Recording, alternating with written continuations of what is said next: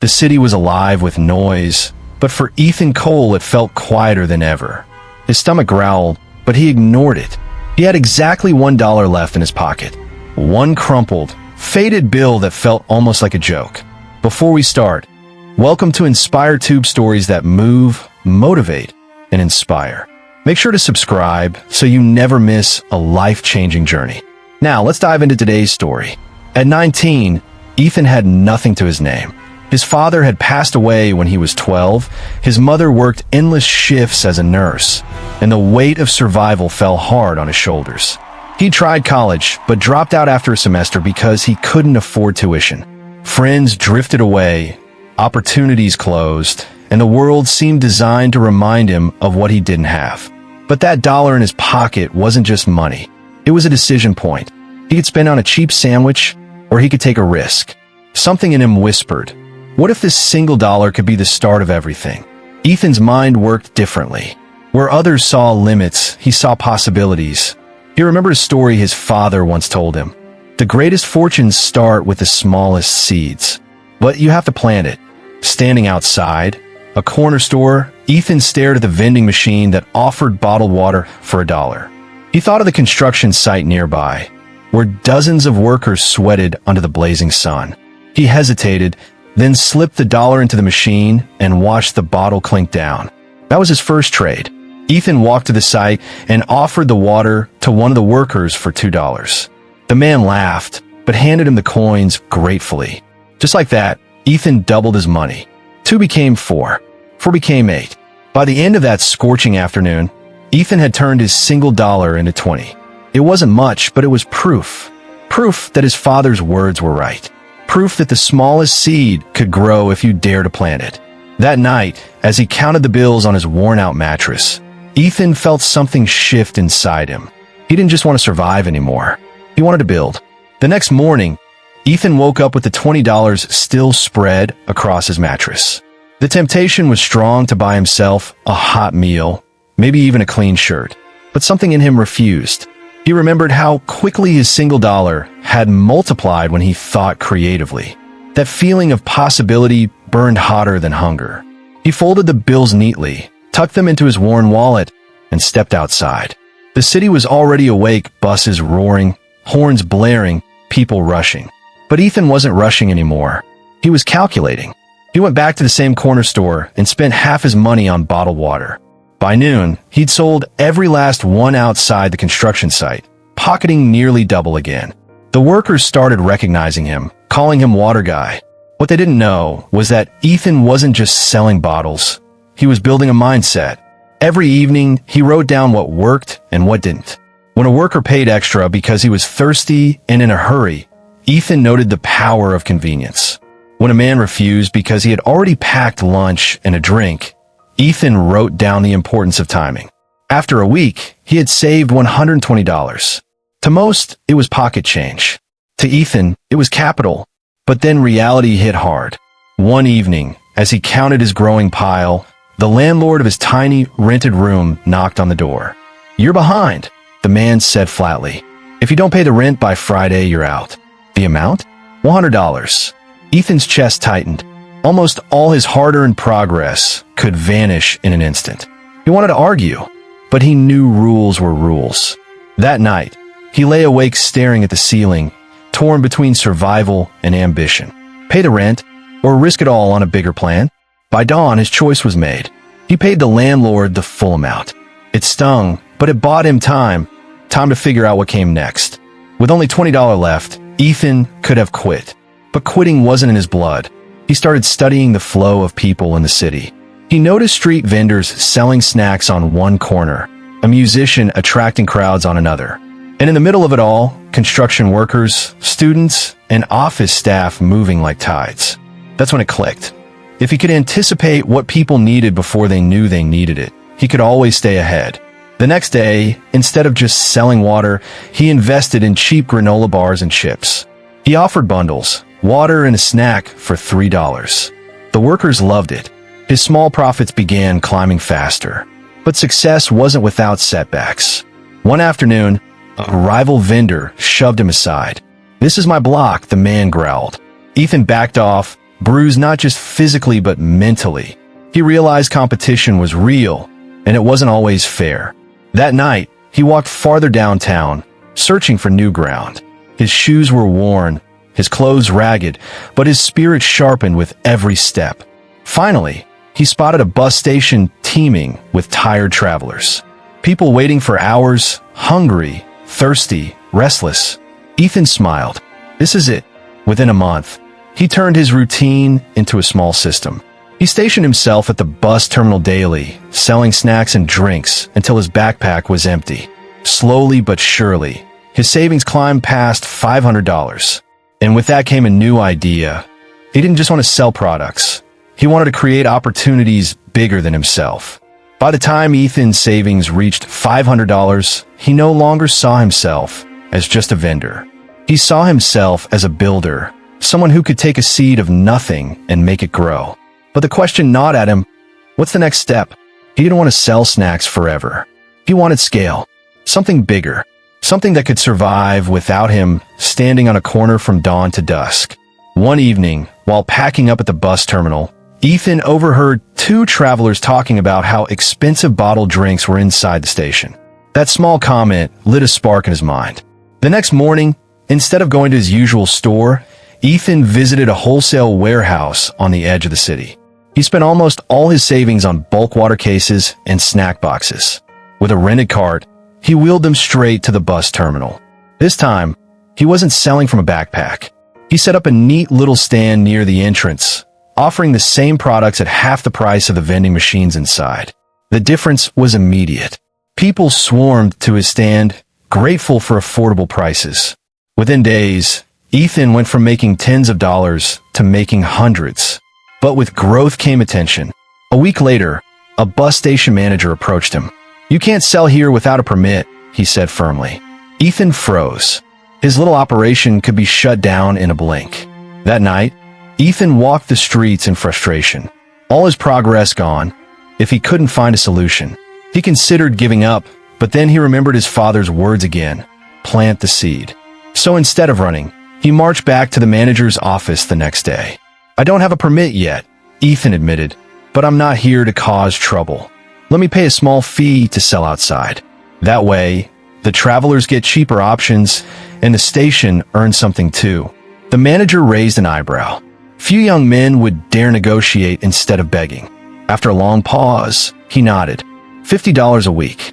No complaints, no mess. It was a risk, but Ethan agreed. That decision changed everything.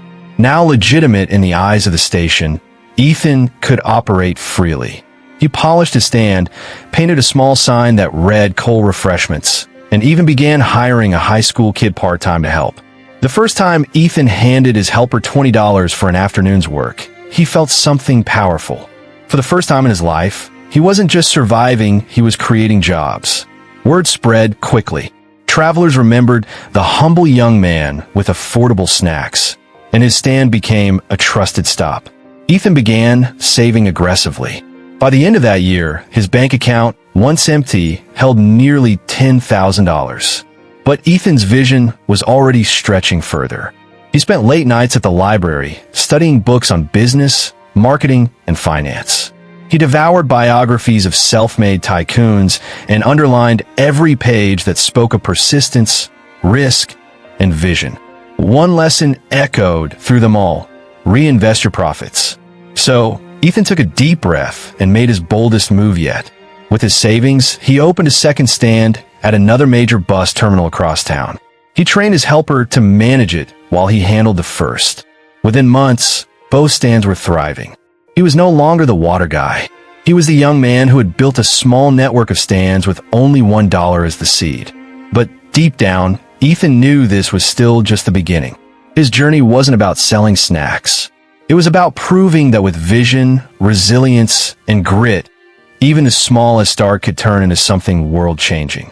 By the time Ethan turned 21, he had 4 stands spread across the city, each one manned by part-time workers who earned fair wages and trusted him as more than just a boss.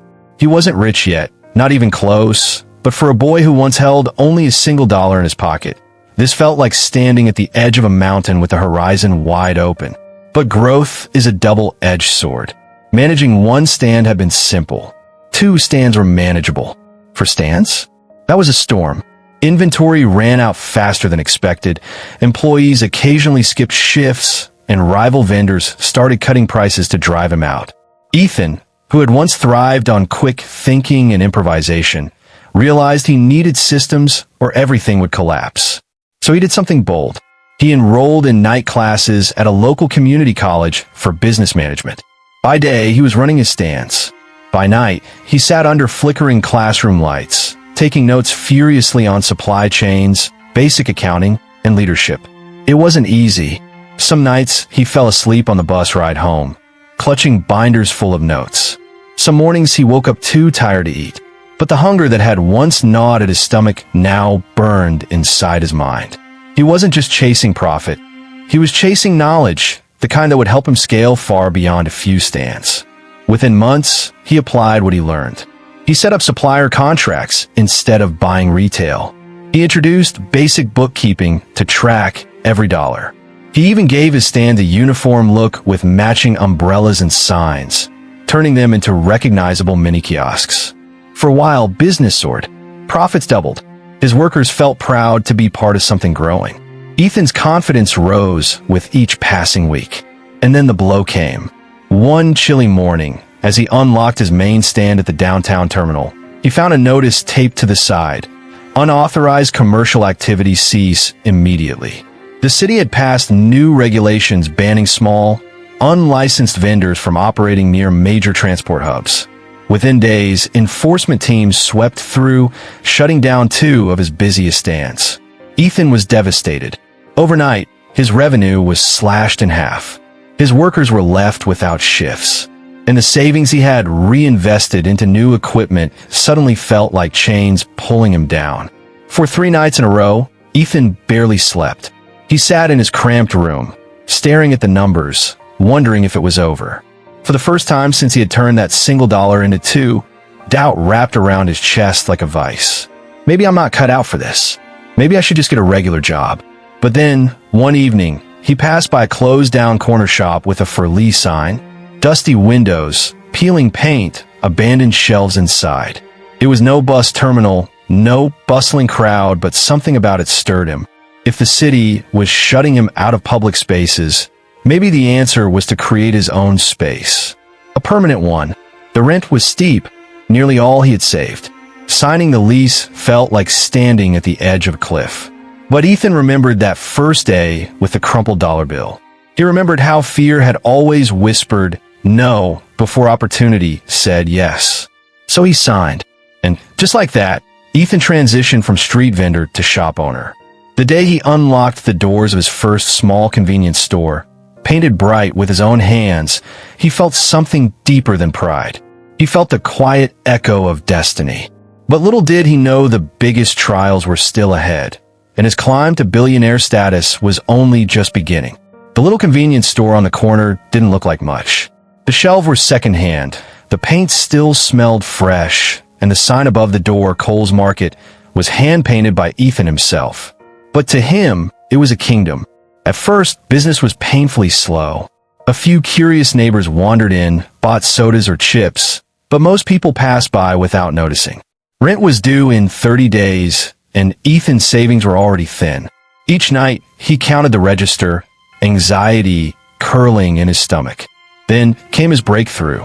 One evening, an exhausted single mother walked in with her 2 kids. She carried a grocery bag that had ripped halfway down the street. "I just wish there was a place closer than the big supermarket," she sighed. Ethan's ears perked up. The supermarket was 2 miles away, a long trek for families without cars. Ethan realized his shop wasn't just convenient, it could be essential. The next morning, he stocked bread, milk, eggs, and other basics that working families needed daily. By the weekend, his store was bustling. Word spread quickly. Cole's Market wasn't just another store, it was the neighborhood store. Ethan learned customers' names, gave discounts when people were short on change, and even let kids buy candy on credit with promises to pay later. Trust was his currency, and it bought him loyalty. By the end of the year, the shop wasn't just surviving, it was thriving. Ethan paid off debts, saved steadily, and soon faced a new question. Should I open a second store? It felt risky. Memories of the bus terminal closures still haunted him, but his gut said yes. With careful savings and a small loan, he opened a second Kohl's Market across town. The pattern repeated. Slow beginnings, then community trust, then steady growth. Within 3 years, Ethan managed 4 stores. For the first time, he wasn't living paycheck to paycheck. He drove a used car instead of walking everywhere, wore clean pressed shirts instead of hand-me-downs. He wasn't rich yet, but the boy with a single dollar was becoming a man with an empire in the making. But success attracts both allies and enemies. One of Ethan's earliest employees, a man named Jared, had helped him since the days of the first store. Ethan trusted him deeply, gave him keys, let him manage operations when he was away. But as the chain grew, Jared grew restless. One day, Ethan discovered Jared had been skimming profits from the registers. The betrayal cut deeper than the financial loss. To Ethan, trust was everything. He confronted Jared, who sneered. "You think you're some big businessman now? You're just lucky. This whole thing will collapse without me." Ethan fired him on the spot. But that night, doubt returned heavier than before. What if Jared was right? What if he wasn't cut out for bigger business, where betrayal and deception lurked at every corner? Instead of breaking him, though, the betrayal hardened Ethan. He realized he couldn't run a growing empire on trust alone. He needed structure. He hired an accountant, implemented stricter systems, and began studying corporate strategy with the same intensity he once sold water bottles. The chain continued to grow. 5 stores became 10. 10 became 15. Ethan was no longer just a hustler with grit. He was the CEO of a rising brand. Investors began to notice.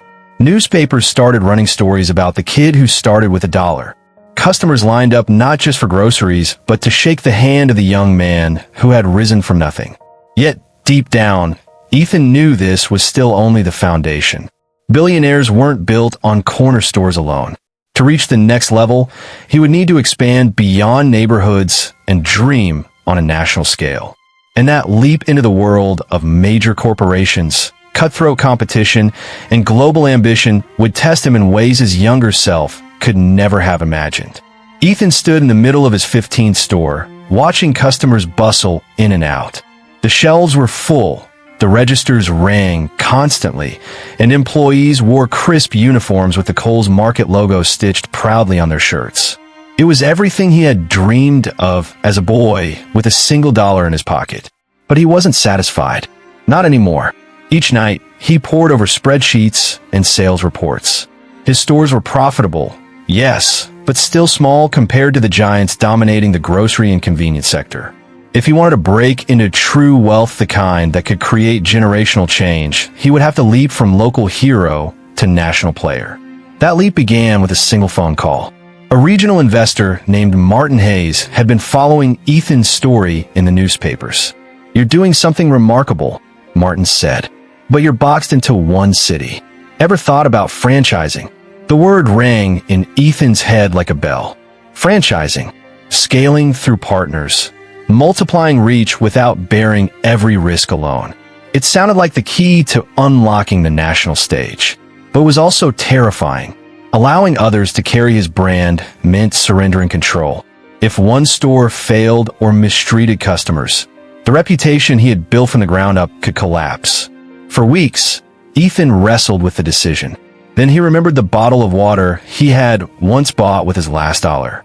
How he had doubled it and doubled again. Each bold step had carried risk, but each risk had carried him higher. So he agreed. With Martin's guidance, Ethan launched the first franchise Kohl's Market in a neighboring state. The process was grueling: legal paperwork, supplier negotiations, training new owners, but when the store opened, it was an instant success. Families who had never heard of him now lined up, drawn by the reputation that had grown from one corner store. Soon, more applications poured in. Ambitious entrepreneurs wanted a slice of Kohl's Market. Ethan built a rigorous training program, ensuring each franchisee carried the same values of trust, affordability, and community. Within 5 years, Kohl's Market had expanded to over 200 locations nationwide. For the first time, Ethan saw his face on the cover of a business magazine. The headline read, "From $1 to Millions, the Rise of Ethan Cole." But with national attention came national pressure.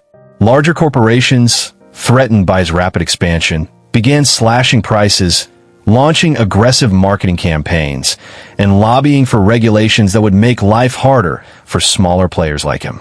Ethan was pulled into boardrooms with lawyers and executives who spoke in a language he had to learn fast.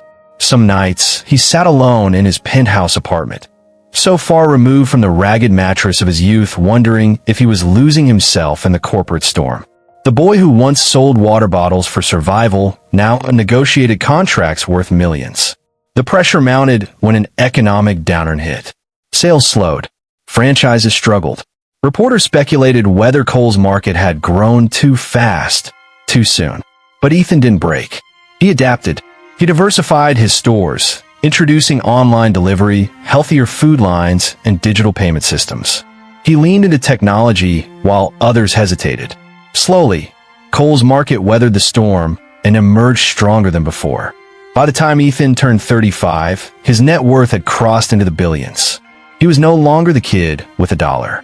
He was a billionaire entrepreneur, recognized globally for building an empire from nothing.